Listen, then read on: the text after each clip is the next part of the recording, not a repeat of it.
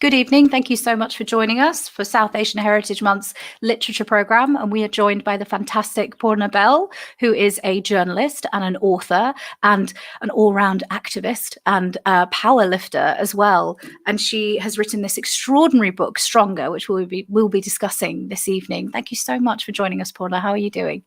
I am good. Thank you so much for having me. Very honoured to be here, actually. This is the first, I think, South Asian book event that I've done.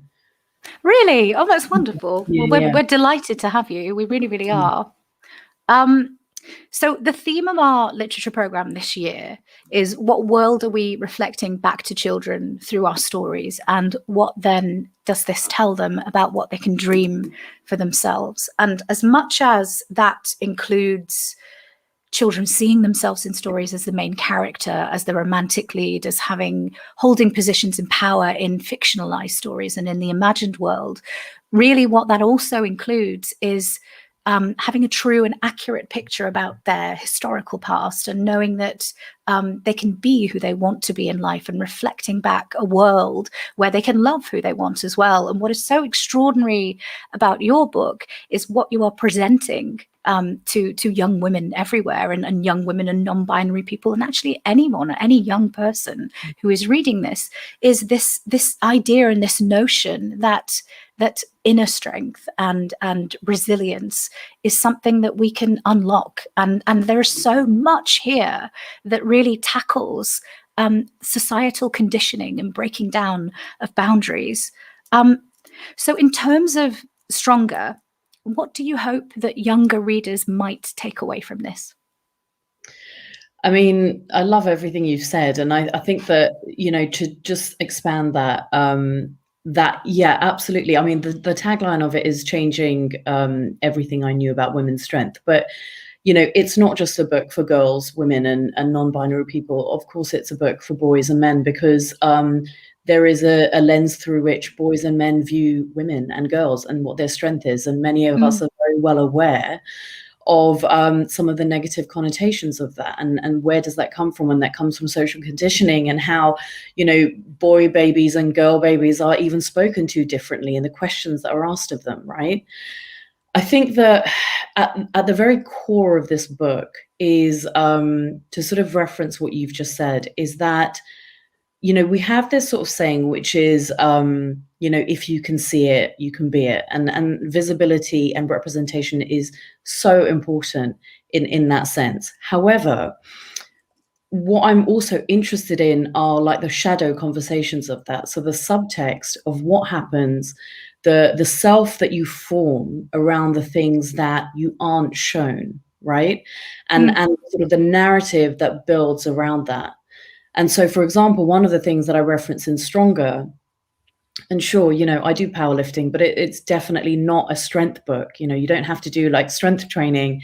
It could be any form of movement, or just basically that reparation within your own body and how you feel within your own body. But my father was, a weightlifter when I was younger. I mean, he still does lift weights, but he lifted weights. He was known in our family as, the strong one, the strong guy in our extended family as well. And at no point did I think that was something that I could take up myself. And so within that, there's a narrative that I formed, right? So anyway, sorry, to your point, what I hope this book does is that I hope it breaks down the ideas of values and limitations that we assign to different genders, firstly. I think that if we can break down what those expectations are and what those assigned values are, they help everyone, regardless of however they identify. I think that the fitness and physical health and that well-being space is so binary in its gender that it restricts people. I think it holds them back from what their potential is. And there may be things in life that hold us back from doing a whole load of things, from our health to whatever those things might be. But the belief in yourself shouldn't be one of those things. The feeling that you should have the right to go into those places shouldn't be one of those things. And optimistically, in my team, for example, we have like teenagers in our team. I have conversations with my niece who is 7, and it's clear that conversation is already different for them than it was for me and my generation. And I hope that continues. But I also know that we still have quite a long way to go. So I'm not sure if that's answered your question, but my hope is that it basically gives people the freedom to make choices for themselves rather than having those choices predetermined for them by other people. Absolutely. It does answer the question. It answers the question beautifully, actually. And I think that you're exactly right there. There is a perception shift with this book, and there is a really beautiful journey with this book whereby you're starting off and there is the story of you moving into your house and actually being strong enough to lift the boxes. And it isn't necessarily about physical strength. It is about the ability to it's about agency. It's about having the agency to do these things yourself. And that is about mental strength and emotional strength and so many other things in response to negative traumas and in response to so many other things. And the way that when you move through the book, the way that you start talking about gendered spaces and the perceptions around what is and isn't allowed for young women and for young people as well, and how separate and how binary these spaces are. It's an incredible thing, and I think it's something that's potentially very, very powerful, and it's a very powerful tool in when we start thinking about what we are bringing to children, what we are reflecting back to the generation that comes after us. And because it is a commentary on how things are now, what we went through, what we are currently going through as women who have been socialized in this society, and what comes next. And I really love that you've noticed the perception shift with your niece already, and it makes me really excited for my 2.5-year-old niece, and when I can just be like, read this book when you're older, and to see how things are changing. And there's a part later in the book as well when you're reclaiming the space in the gym that is a space for men and women. And I love also that you say that you don't have to do this. If you feel more comfortable in a female only space or a male only space, that's fine. But for me, it was very important to be able to walk in there and feel powerful and feel like I could reclaim it. And it's galvanizing enough that it makes you feel that you can do it too. And I think that's important. It's important for us to have that out there. It's important for us to see versions of ourselves doing this, particularly when we're young. So yes, I think you answered that beautifully. One thing I found very, very powerful and quite affecting at the beginning of the book was the timeline that you laid out, and it was the different ages that you went through, and you were laying out the physical activity that you did within these age brackets, the role models you had at the time, and then the blockers that you had in terms of that physical activity. So when you were younger, that physical activity would have been riding bicycles, playing, and then there was PE and sports, and then fitness in terms of whether it was to lose weight or whether it was to get stronger, and then who the role models were and who the blockers were. Would you be able to talk us through a little bit of that process and what that looked like and how that was analyzing your life in that way? Yeah, sure. So it's funny you say that, because I almost debated with removing that bit from the book, because I just thought, I don't know if it's going to be interesting to other people. But it was basically to roadmap it and just say to anyone that was reading the book that actually, if you wanted to do this for yourself, this is kind of how I did it.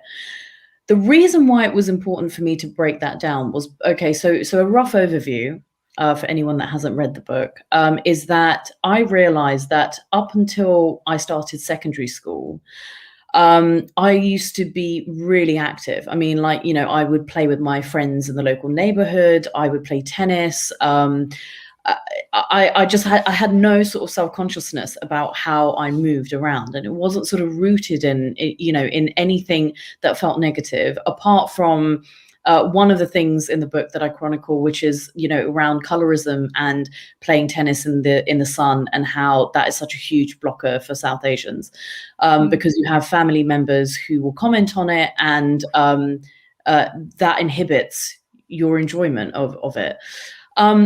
But for me, it was a very clear line. And when I went to secondary school, I realized that I had no extracurricular activities that were sport related, and I hated PE. Like, I go into a very long exposition as to why I hated PE at school and the various things that took place, which, by the way, so many people have DM'd me about in terms of their own experiences and why they hated it too. And then I realized that actually when I then left school, you know, for a significant period of my life, I did literally no activity whatsoever. And when I then layered over this, because, you know, this is the case that I kind of make in the book, which is, this isn't just me that felt like this. You know, there is a lot of statistics and data that correlate the drop-off in self-esteem and confidence and so on in young girls with their drop-off in physical activity. And that absolutely was true of me. And the only time I really decided, you know, when I went to university, I didn't do anything. And then when I picked it up again was in my early 20s, when I was living with a group of my guy friends who happened to be going to the gym. And I kind of went as a bit of a weight loss thing. I thought, oh, you know, because my body started to change and I started to put on a bit of weight. And I was like, okay, I'll do this as a weight loss thing. And then, you know, there was another sort of big step change, which was when I was diagnosed with a hole in the heart in my early 30s, which was fixed very quickly. And then that, you know, I sort of chronicle the increasing amounts of physical activity that I started to do after my surgery, because I just had a very different relationship with my body and a very different sense of gratitude. And then an additional layer on top of all of this was the realization that, again, another parallel, for the years that I didn't really do any physical activity, I had no role models. I mean, there, you know, in terms of what I saw in terms of brown women in mainstream media, or, you know, of course there are professional athletes out there, but I didn't connect with any of them because, you know, there's a distinction between pro athletes and what an ordinary person like myself can do. And obviously we've had, you know, the rise of social media in however many years, and that has been a game changer in terms of broadening depictions of what fitness looks like, you know, different abilities, like being able to represent the disability community, you know, being able to represent people of all different kind of cultural backgrounds and so on. And that's what changed for me. That's something that really underpinned, especially when I started strength training. If it wasn't for brown women doing the same thing, 100% I would not have even been able to go into the gym, you know, or thought that I could do a deadlift. So I owe them a lot. And it's very important to recognize that without them, many of us wouldn't be doing the things that give us so much empowerment and joy. Because I noticed that as well. There's so many references to brown women and so many references to these people that are putting their efforts and their life on Instagram. And Instagram is such a powerful tool in the language of coming back to yourself and understanding what your body is and what your body can do for you. And it's an extraordinary thing, but we will come to this later. So in terms of this timeline that you did, would you advise that everybody does this? Because I think there's so much unlearning to be done in terms of how, if you are already an adult and you're trying to access this and you're on this journey, would you advise that people start there? Yeah, I would say it's really important for a few reasons. I think the first is that I believe, you know, whether people agree with me or not, I believe that we are in a society, due to various things, whether that's diet culture, whether that's representations of fitness, whether that's the lack of representation of fitness, that we are in a society that disconnects us from our bodies. And I think that some of us, and again, I can only speak for myself, but also the women that I spoke to for this book, is that some of us don't even realize where the origin source is of the narratives that we have for ourselves. So, for example, if you are the type of person that thinks, you know, you hate moving your body, you hate fitness, you're no good at it, you can't go to a gym because you don't look like a fitness person or whatever, this is not your fault. Like, these ideas didn't come from thin air, right? And I think unlearning that, I'm so glad that you've used that, because that is a big part of this book. You know, that I've been told that for some people it can make people feel a bit uncomfortable because they're having to confront things that they probably have buried, you know, deep down for quite a while, and it can be quite cathartic.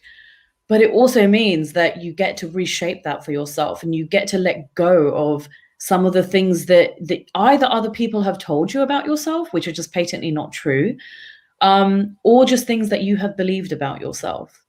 And I think that that is a very important thing, because I think when you can kind of like look at that timeline and look at, you know, the people who are around you, who did you have supporting you at certain ages? If you had no one supporting you, how can you blame yourself for not, I don't know, becoming Serena Williams? Because you didn't have anyone telling you or pushing you or role modeling that to you, right?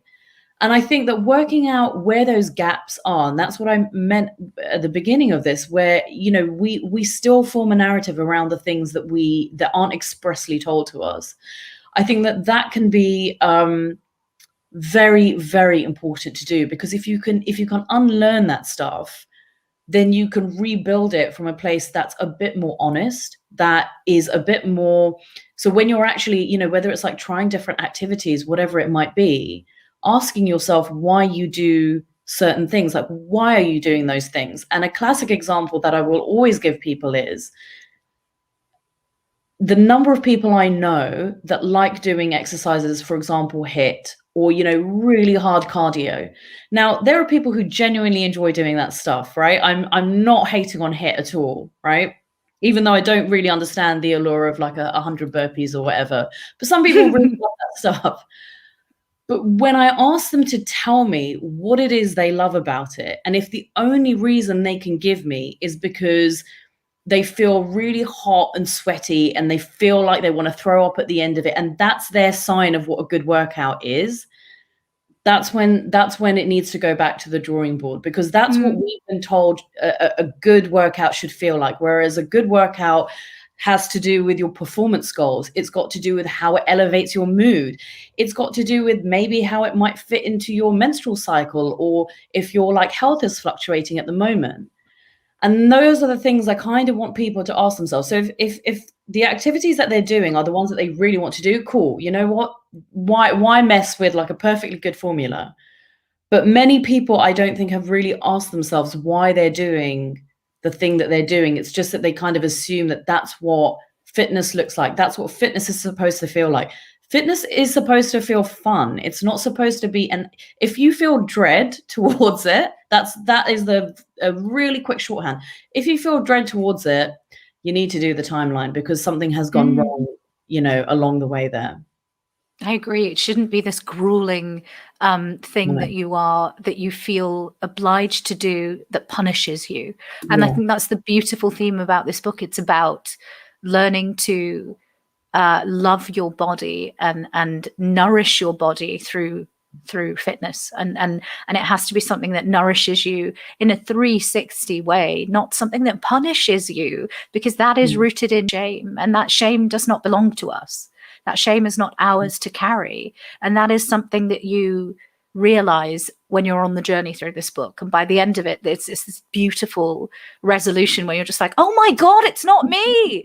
They're commodifying my inner turmoil. It's a commodity. And it is literally being sold back to me that there is an answer that I will never reach. I will never reach this, because it is constantly about wanting. It is constantly about wanting, and it's commodifying insecurity, and it's commodifying turmoil and pain. And that really is the root of it. And it's an extraordinary thing, the way that you lay it out as well, because of your journalistic background, the accounts from people, the research that has gone into it. It is an extraordinary read, and you feel nourished just by reading the book. And it's something that makes you want to run outside and go and jump on a bicycle or jump on a skateboard. And it's something that really, it helps you to equate movement with play.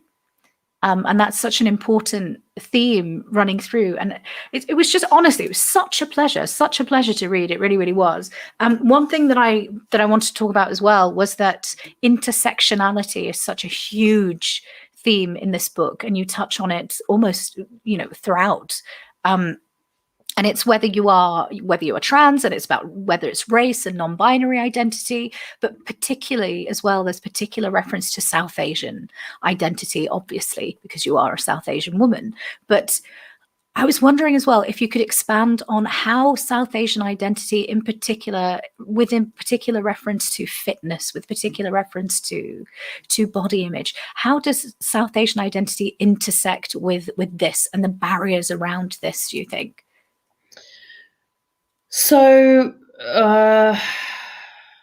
I'm going to try and say this. I don't know why I'm feeling quite emotional at this, actually. So, oh God, I'm so sorry. No, you have nothing to apologize for. So there are a lot of intersectionalities in this book, right? Because I just was so sick. I was so sick of going to the shop and going to see the mainstream fitness magazine, and yet again, like the same types, the same bodies.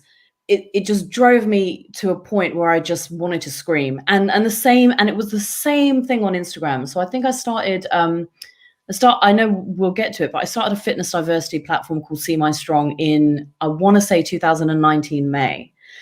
And that was because I knew how many incredible accounts were out there. And being a South Asian woman, of course, I follow so many, South Asian female accounts, and none of them were being given the platform or the visibility that they deserved. And even the accounts on there that were doing well have like a fraction of the followers of, fitness Instagrammers who are white, slim, whatnot. And also, I think what really got me about it was, because this was like running concurrently with my powerlifting journey, is that from a physiological point of view, obviously this is a stereotype, but we are built differently. Like, we are not built like white Western women. We're just not.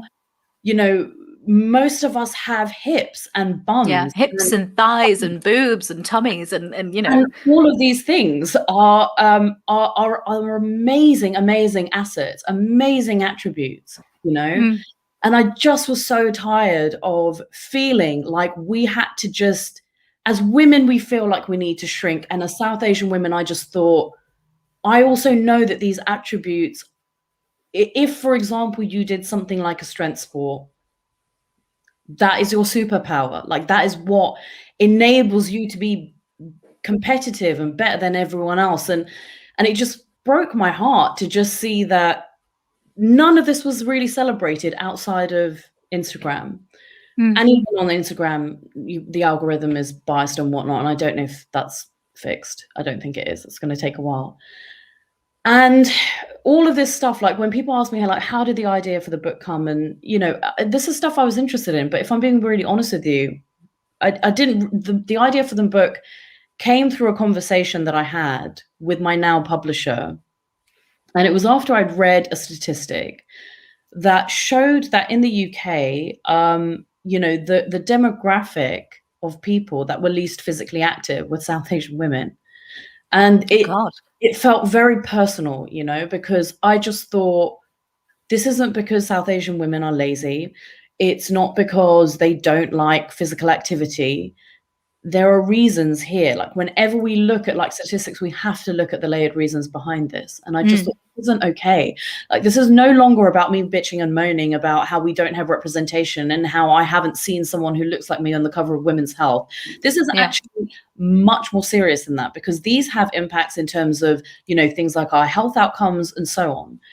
And that's when I just thought, that is kind of where all of this sort of actually grew. This entire book grew from me reading that statistic and swearing very loudly at my desk because I was so angry at it.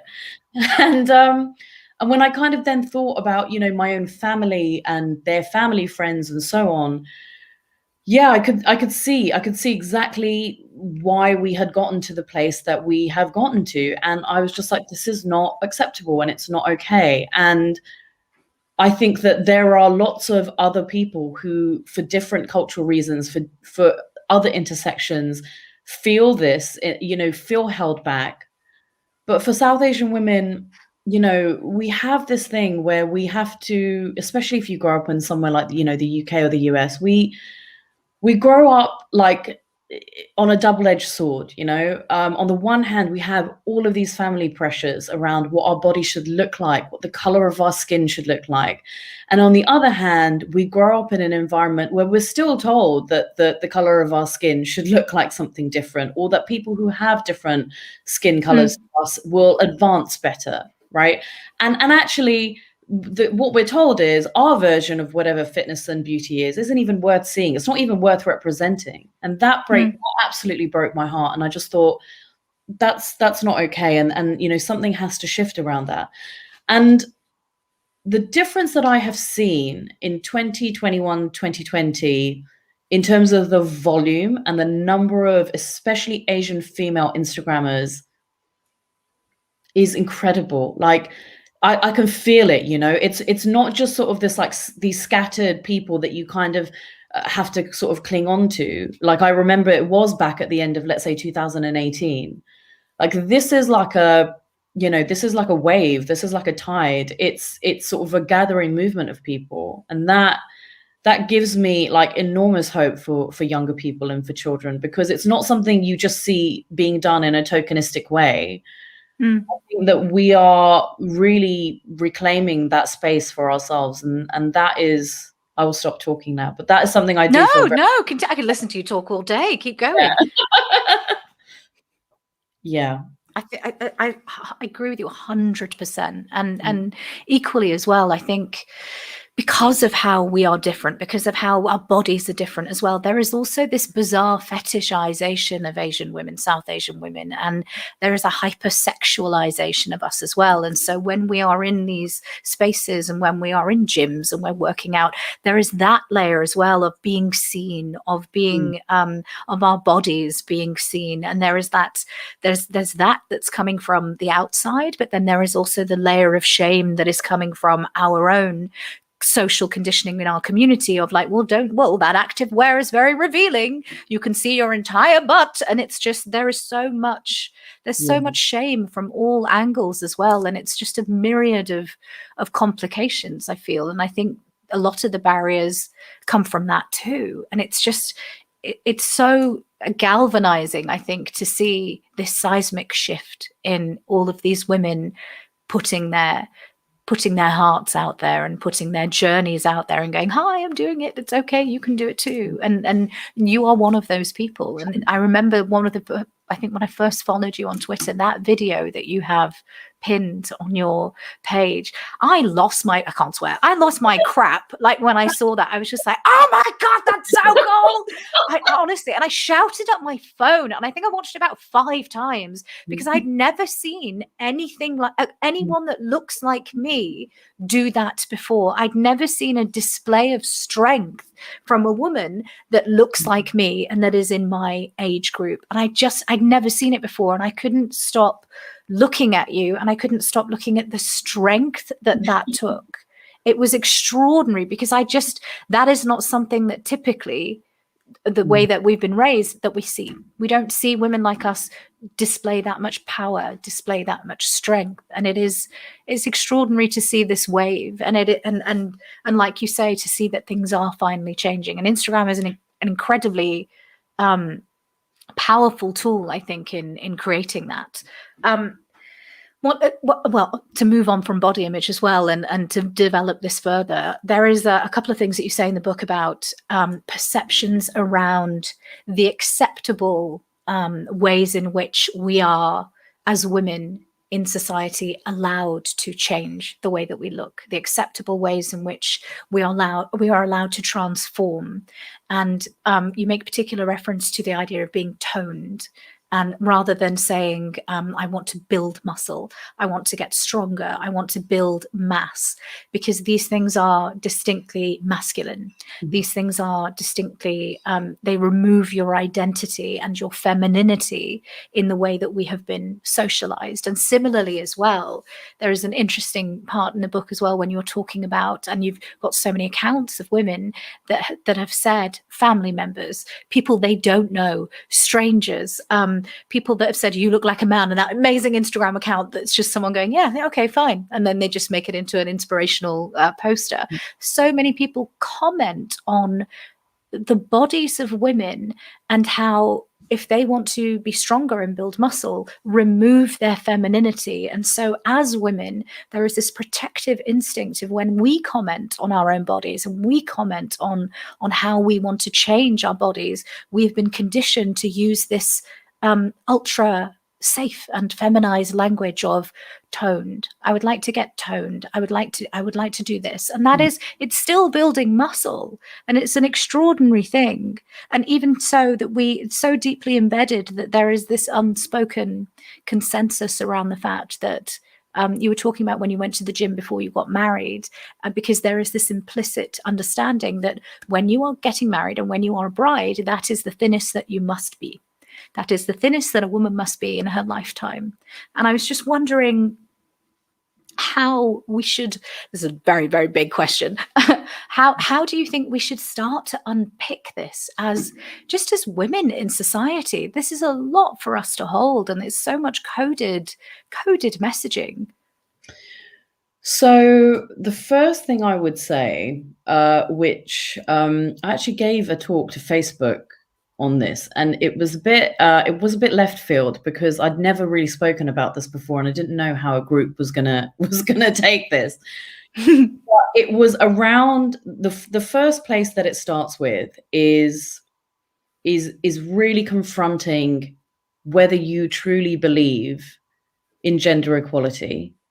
And if you truly believe in gender equality, particularly for women to get parity with men, then how does an idea such as believing that men are okay to build muscle, but you aren't, believing that men are inherently stronger, they're not.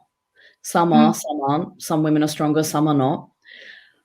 If you believe that physical things should be defaulted to men, how? I'm not, this isn't a judgment. I'm just asking you to ask yourself, how do these ideas sit alongside other ideas such as women being paid the same as men and so on? And that's a question that every person individually has to ask themselves, because it's a very confronting idea. It was in my blind spot for 3/4 of my life. So I appreciate that this is a hard thing to ask oneself. And when you think about it and you realize actually it's not. So for example, one of the things which I do sort of talk about in the book is you can only really control what's going on with you and the immediate sort of bubble or people that you surround yourself with. So in terms of like how you dismantle it in wider society, that might be unrealistic, because you can only really, if you've got to do this work on yourself, you can only really do it for yourself, and then have conversations with people that really matter. And generally what I tend to do is that more often than not, I just don't really engage in conversations with people about this stuff or tell them what to do, because they've got their own work to get done, right? So for example, it's things like, when you go out to eat with people and they use like a lot of like diet culture language, or they talk about how much weight they've gained and whatnot. And if I generally just ignore it. I don't actually react to it, or I don't really comment on it, because I know that I have a finite pot of energy and I can only focus on what's going on with me. Yeah. The other thing to say is, after asking yourself the question about, being toned or being muscular or whatever, is that it was something that I really, really had to let go of. That deadlift that you referenced, seeing a video of myself, if I had still been with my original mindset that I didn't want to get any bigger, that never would have happened.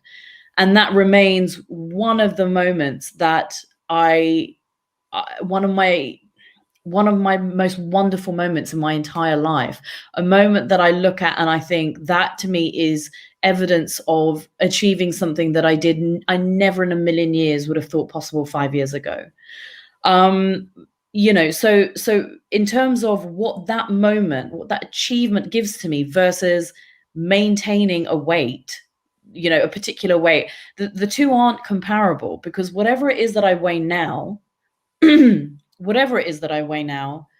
that has purpose. that leads to achievement. That creates something for myself that I find far more sustainable than what I was doing previously. And again, to caveat, this is my journey. This is something that works for me. It may not be the same for other people, right? But I'm just kind of explaining the sort of the background to that. It is a difficult decision because, you know, if you look at, if you look at the account, you look like a man on Instagram.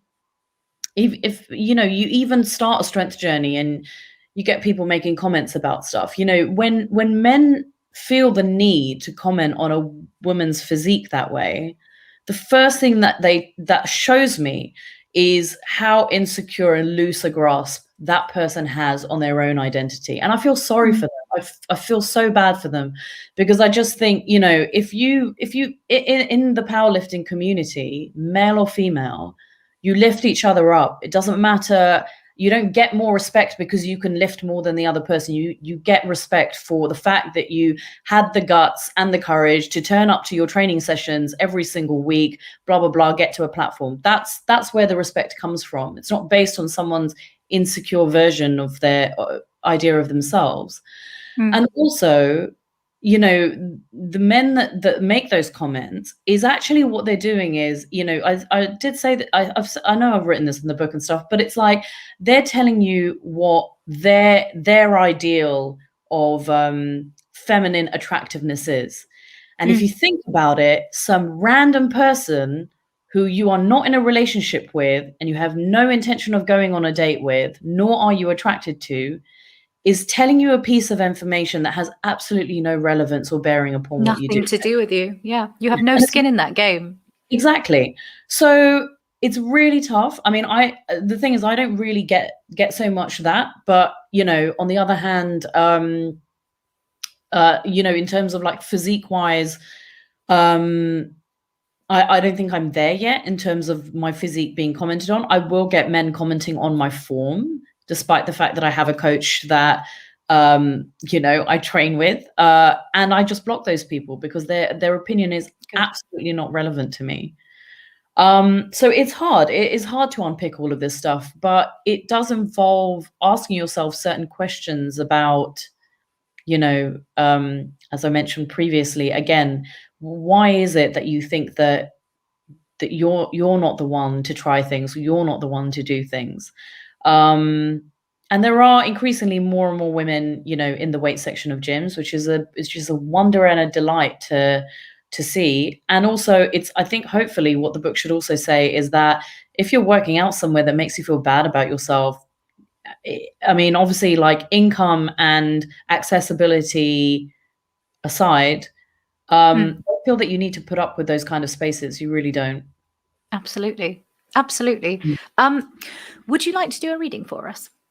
Oh, yes. Okay. So it's quite hard to pick a reading, actually, because the book, so the book for any... Just read the whole thing. Please pay for that on Audible. No. So the book covers lots of different areas. I think that some people sort of expected this to be a straight memoir, and obviously it isn't. It covers lots of different topics and areas, from, you know, looking at things like periods and the menopause and older age and representation of race and disability and mental health and physical health and so on. But this is the chapter that I get screenshotted a lot on Instagram the most. So I am going to read this. Brilliant. I'm going to pop myself off the screen. Okay.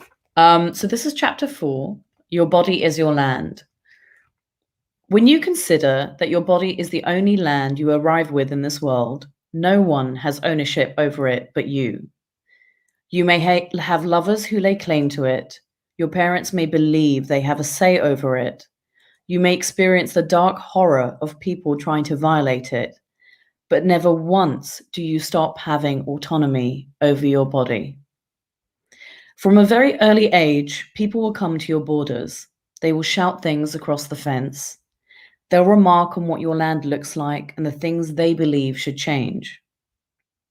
Over time, they make you believe it is not your land to own. They make you look over the fence at what is happening with other people's territories and compare yourself to them. But here's the thing. It doesn't matter if you do everything these people are telling you to do. It is never enough. You will never reach the place where you are happy and they are happy. Because people who shout these things, who make these comments, they don't actually want you to be happy. Even people who have undergone massive weight loss transformations for health reasons will almost certainly find that some of the same people who criticized and belittled them will find other ways to make them feel bad or insecure about themselves. Consider the culture around celebrities' bodies and how they are treated in the tabloids. 1 minute, the papers describe them as being bloated, and the next feign worry about them looking gaunt. The reason why the conversation around women's bodies needs to change isn't because weight loss is a bad goal in itself. Sometimes people may need to lose weight for health reasons, for example, if they're pre-diabetic or with the guidance of a doctor. Others may be dealing with long-term weight-related issues or may be deeply unhappy with their weight, which can have a significant impact on their mental health. And it would be remiss not to acknowledge that or just brush off their concerns and say, you should love your body no matter what. But the problem is when weight loss is the only goal and is framed as the route to some sort of nirvana where they feel self-acceptance and happiness. When women are made to feel bad about their thighs or their bum being big or their back being broad, rather than celebrating how those attributes mean they might actually be amazing and genetically predisposed to being excellent at some things, for instance, doing squats or flipping a tire, it's because we have a deeply embedded narrative that shames women into shrinking themselves and making them do things that they don't want to do. I think that's going to be it, actually. Thanks, Natasha. Hello, that was wonderful. That was lovely. I think you make some so extraordinary points there, and it is really about how we frame the commentary on women's bodies and really what that means. And what I love as well is when you start talking about your powerlifting journey, there was a wonderful section where you were talking about arm length and what strong thighs mean in terms of how effective it makes you at different parts of lifting. And when I was listening on the audiobook, and I found this really powerful during this month when there are certain memoirs and stories where it means a great deal to me. It means more to me to hear you narrate your own story.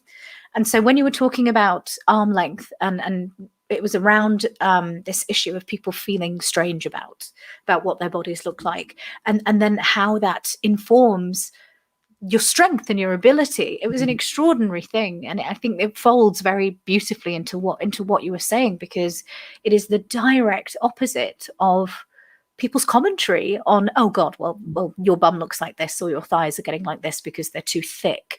Well, thick thighs actually translate to this ability in powerlifting. These arms actually translate to this ability. It means my body can do this. It means I'm able to do this. They all have a purpose, and it is a purpose that gives you power. It is a purpose that nourishes you in a way that is an actionable thing. And there is a section that I absolutely loved when you said it was when you first competed, you said that the strength that you felt was so powerful, it almost seems to rewrite your emotional and spiritual DNA. And you said you exploded into your full power, and it was physically changing, and it's energetic, and it can be applied to every aspect of your life, so much so that you can inhabit that feeling when you are in professional situations, when you are talking to hundreds of people. And it's almost this ability to unlock all of that. And that is the opposite of, going and doing the CrossFit crazy thing and all the ropes and wanting to hurl and punishing your body. But this is pushing your body in a completely different way and almost pushing it to its limits. But what you actually reach is this level of extraordinary power and this level of, almost like you say, elation. And this, you reach this entirely new level, and it shows you what infinite possibility can be when you're in harmony with your emotional and your mental and your physical health. And I thought that was an extraordinary thing. Have you found the weight training journey? What was it like for you when you first started? And what preconceptions did you have? Because if this was the fulcrum point where there was this energetic release, in contrast, what preconceptions did you have before you started? So I'd been dabbling around with weights. Oh, I can't hear you. Oh, I think can you're you hear me muted. Can you hear me now? I can't hear you. Okay. No? Natasha, can you hear me?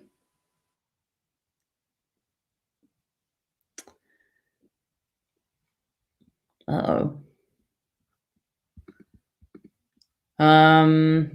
Hello? Yeah? No?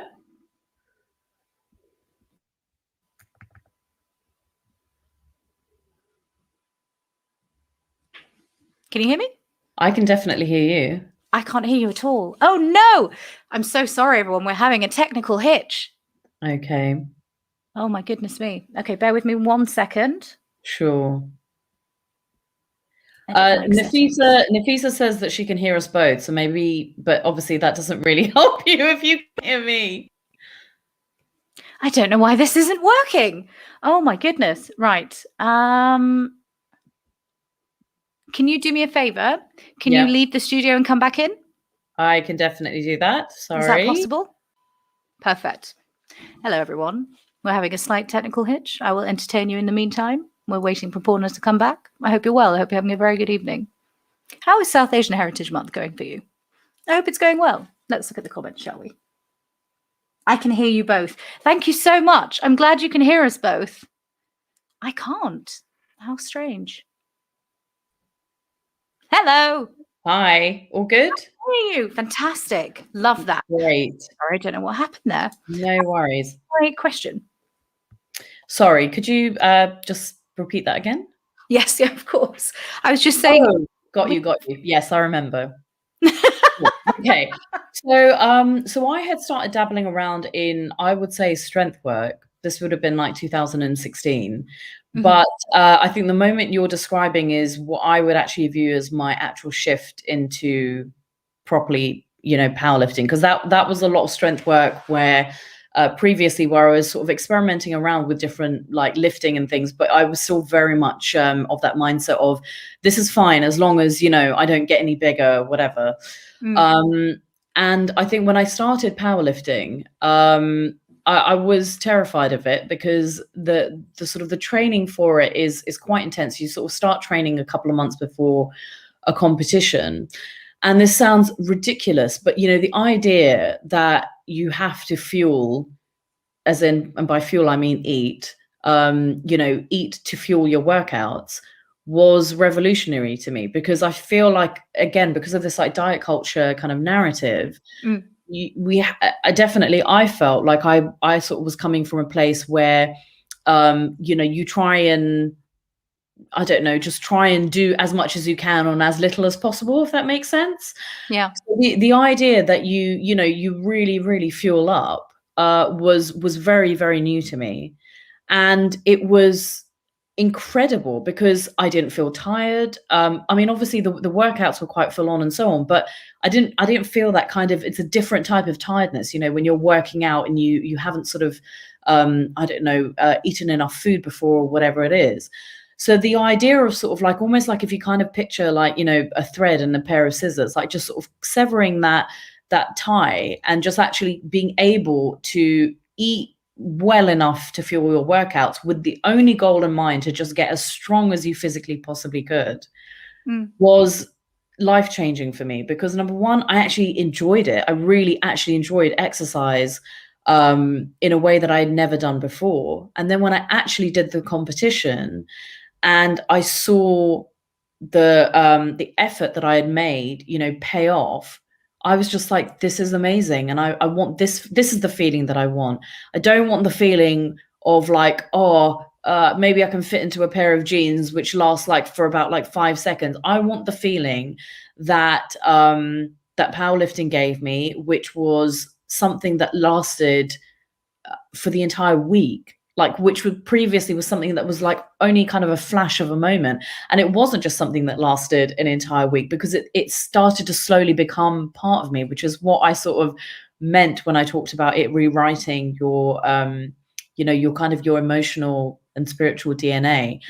Because it changed me. It absolutely changed me. I'm not saying that it hasn't been that. Of course there are ups and downs. Of course there are times when I struggle a little bit around what I think is body image and what I think is food and weight training and whatnot. And I very much think that this is something that I will be dealing with for the rest of my life, because we live in a society that is very much framed towards a particular narrative.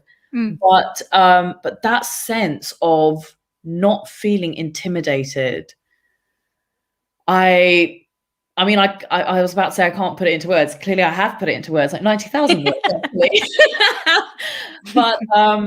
But it is unlike anything else, and it's a very precious thing to me, and it is so much more valuable than worrying about, oh, I've weighed this much today, or I've weighed that much tomorrow, whatever. It's incomparable. There's definitely an alchemy there, isn't there? There's just this magic in, like you say, and you've said it in the book, stepping in. The concept of stepping into your power is a phrase that we've heard. It's everywhere. It's absolutely everywhere, and really understanding what that means. And really understanding how that feels. I think you've described it so perfectly in the book, because it's this nebulous term that has just been scattered around, and it's in the fabric of it's been around. It's in the fabric of society, but I don't think we've understood how to do that, and actually how to wield that as well as women. And once we do, what on earth we can accomplish by ourselves and together. Yes. There is one thing that I've been a bit remiss in not mentioning, by the way, which helps with all of this stuff, which is 100% having the right kind of people around you and your community. Absolutely. Because your friends and family are wonderful, but if you're undertaking, especially if you're undertaking a new activity or a new sport, especially if you come from a family that's not particularly active and that doesn't really understand what you're doing, it can be really demotivating to not have the right support around you. Having like-minded individuals, I mean, this is obviously a principle that can be applied to so many different things, but having like-minded individuals that support you, that can help you get better at what you're doing. So, for example, climbing at the moment is something that is becoming incredibly popular with people. That community, like many other communities, whether it's CrossFit, powerlifting, or whatever, are so integral to supporting you and making you feel valid in the choices that you're making. I agree.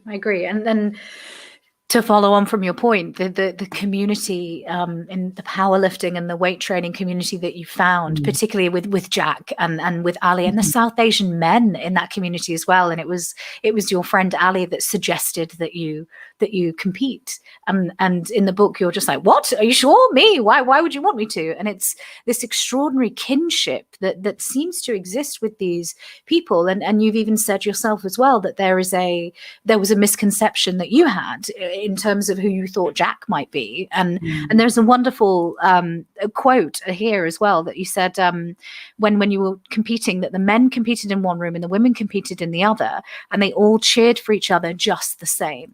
And I remember hearing that, and there was so much vulnerability in that sentence, so much vulnerability. And it was where you said they all competed for each other just the same. Like it was this new concept that we just haven't seen before, because it's not this area and this arena, when we approach fitness and when it's so gendered and when it's so binary, it is an exclusionary space. And I felt that sentence just hung in the air for me, and it just held space for a while. And it was an extraordinary thing. And I think when we talk about having the right people around you, that community that is there, I think from my understanding of it in the book, it seems to have really been a galvanizing thing. How have you found that? Have you found that instrumental in your journey? Absolutely. I mean, so this week just gone, my team were competing at the Euros, which is sort of, really big competition that we have. I wasn't competing, but I was out there supporting them. And on the day that the women were lifting, there was, so we have different, you're organized according to different weight categories, different age categories. And there was a lifter called Sandra, who we would call a Master 7 lifter, which means that she's in her 70s, right? So this is a 72-year-old, 72-year-old woman.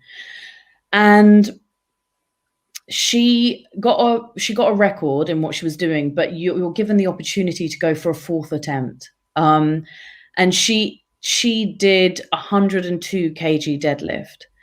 And it's not even what she did. I mean, she was like one of the nicest people on the day, because I was sort of a bit backstage and stuff and could see who it was the room, it was the audience, and the audience was packed.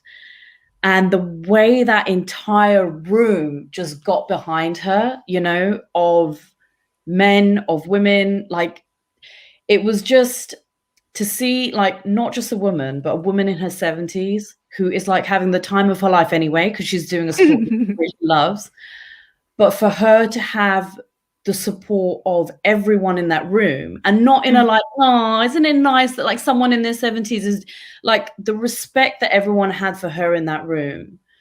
That is why I love this particular sport. And of course, like, you will have this in other sports, like athletics is a really good example of that. But I think that that's what it should always be about. It should always be about your community not having conditions on when they support you or what you're capable of or whatever. And I think I could not be more in love with the sport and the community that I belong to at the moment.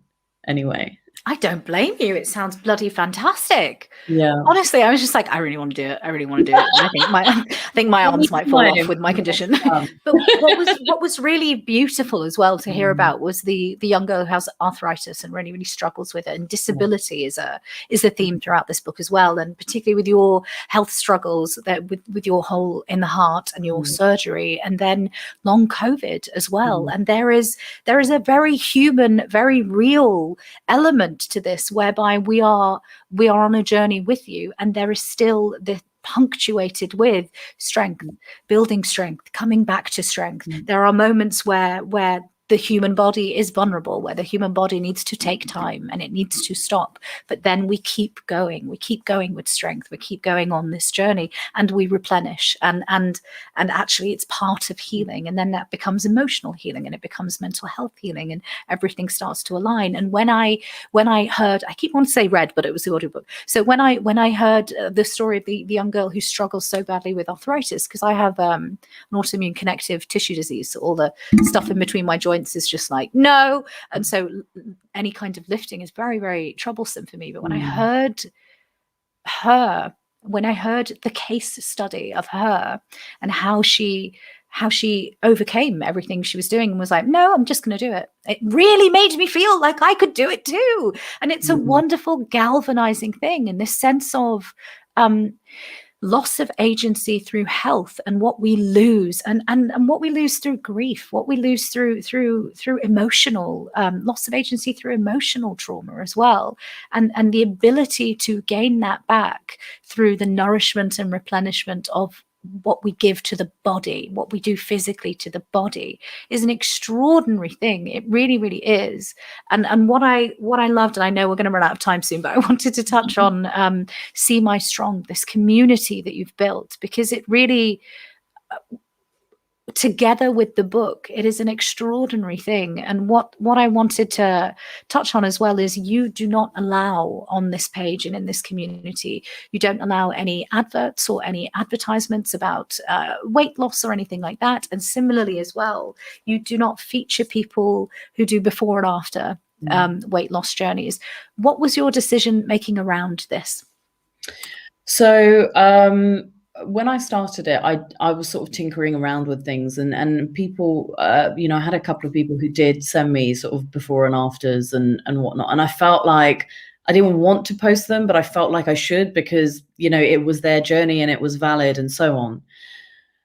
But it's about protecting the other people on that page who are coming to that page and feel safe within that community, who don't want to see before and afters like that. It's also got to do with the problematic nature of before and after transformations. You know, the nuance that is kind of lost within that. And I understand that, you know, on the one hand, the person who's undergone the transformation wants their achievement to be celebrated. You know, they want to be congratulated for that. And I completely get that. But there are too many things on the other side of that mean that that's not the space, that's not the right space for it. And also, you know, before and after transformations indicate, however nuanced, however detailed you are about it, it does indicate that there was a before that wasn't good enough, and that before was in a bigger body, and that shouldn't be, you know, now that person is in a smaller body and that's better. And there's no way of getting around that, you know, and that's fundamentally not what that page is about. The second thing with monetizing stuff is, you know, I don't use Instagram as a business. So, you know, on my sort of personal account, which is a much bigger account, I might run the odd like sponsorship or ad or whatever, but it's not really a source of income for me. I don't use it in that sense as an influencer, and I just don't see, you know, with See My Strong, I just don't see how you run it as a platform and monetize it and maintain the purity of it, because because whoever you have as a client will have an agenda, and currently, you know, there are not that many brands who might not be problematic for certain parts of, you know, that community. So I think in a nutshell, it's because I don't want to. In a nutshell, it's because I don't want to. Because quite rightly. Yeah, I don't want to, I don't need to. And I think that if I did it, it would just change what the community was about. And the community was started with a very specific, you know, goal in mind. So it's just not something, it's not a priority. That's just not where I see the direction of that going in any shape or form. What's been the most rewarding thing for you in terms of See My Strong? What in terms of people reaching out to you, or what's been the most rewarding thing? I think it is the comments that I see on the posts of people from that community supporting each other, which honestly just melts my cold, dead heart. It really does. Just seeing how they support each other is amazing. It's also the fact that there are lots of people that feel really safe within that community because, you know, they don't feel like they're being sold something. They don't feel like there's an agenda to anything. And they just read really inspiring stories. And whether or not you see something and think that you can do it yourself is kind of like by the by. It's actually just thinking about your own self and what you think your own limitations are within that. And, oh, I might want to try that because that actually looks quite fun. And just presenting like just lots of different types of bodies, because there are a hell of a lot more people in the world who have a lot of different types of bodies and abilities than there are compared to this very narrow, you know, version pejorative. Yeah, it's a very strange view, isn't it? Yeah. So, and it's not too much to make space for people. So, you know, it doesn't take much. It's an incredible thing. It honestly is. And I think being able to create a safe space, a space where you're not actually asking anything of anyone. And I think that's why it resonates with so many people, because they can just bring themselves. There's no agenda. There's nothing. And everything out there on social media particularly, but in the world as a woman, it is asking something of you and it takes something away from you. We walk outside of our doors and chunks are taken out of us all the time. And like I said before, like our insecurities are commodified and sold back to us, and solutions are sold back to us that never end or result in what you've written here, this stepping into power and this alignment. And I think it's an extraordinary thing to actually create a safe space where you can shut the doors and just be like, let's just sit here for a minute and just be quiet. Like just screw everybody else. This is fine. I'm not asking you to do anything. You can just be here. And it's a wonderful, wonderful thing. One thing I also loved in the book as well that I think is key key to mention while people are watching is there was an extraordinary point that you made whereby when, and it was about body positivity in terms of when you are bigger and when you are accessing weight training and strength training and what have you, people tend to comment on the health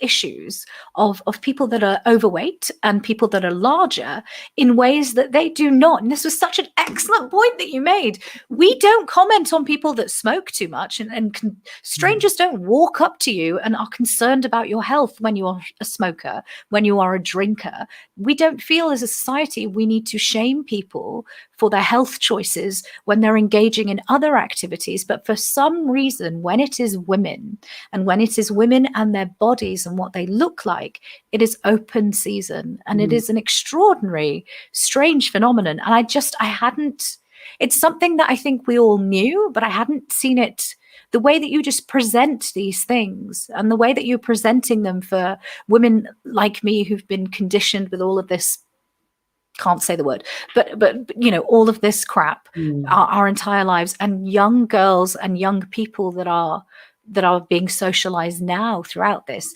laying it all out. You say it yourself, it's part memoir, part manifesto.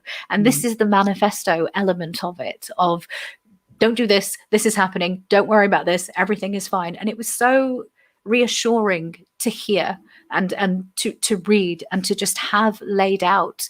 And it's almost like, this book is almost like that resource. This book is a very reassuring tool to have, just to have in your arsenal when everything else is just crowding in and making you feel like garbage as a woman, because it does. It absolutely does. And I strongly applaud you for that. I really, really do. I think it's fantastic. And I'm so pleased and so happy to have put it on our list and send it over to schools and libraries and be like, read this, you need to read it now, you need to read it immediately, go buy it, because it's extraordinary. And I think it's really a game changer, because it starts difficult conversations. Thank you, Natasha. That is incredibly generous of you. It's just the truth. If I hate it, I would have told you. It's just the truth. Yeah. Let's start this whole chat by me telling you that I hated your book. Just be like, so it was crap. Yeah. What's that about? Why was it so crap? Just tell me why. But yeah, it was a wonderful, wonderful thing. I think to close, I don't think we have time for questions. To close, would you be able to give us a rundown of your favorite people to follow on Instagram? Oh, that is quite difficult for me to say over the top of my head, because there's a long list of them in the book, at the back of the book.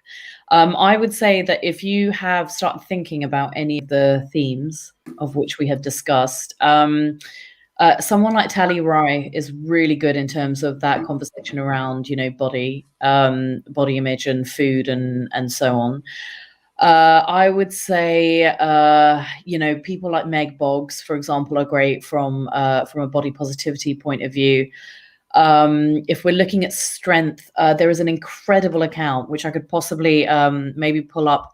They basically, sorry, I think they're called like South Asian Strength or South Asian. Yeah, sorry, I don't have this prepared. Oh, don't worry about it.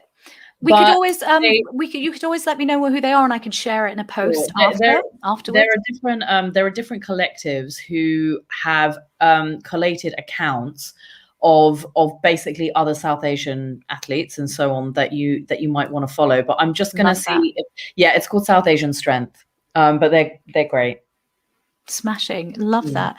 Thank you so much for your time. This has been such a nourishing, wonderful, wonderful chat. It's been lovely. Thank you so much for having me. Thanks everyone for joining us. We are going to sign off now. Happy South Asian Heritage Month. Bye.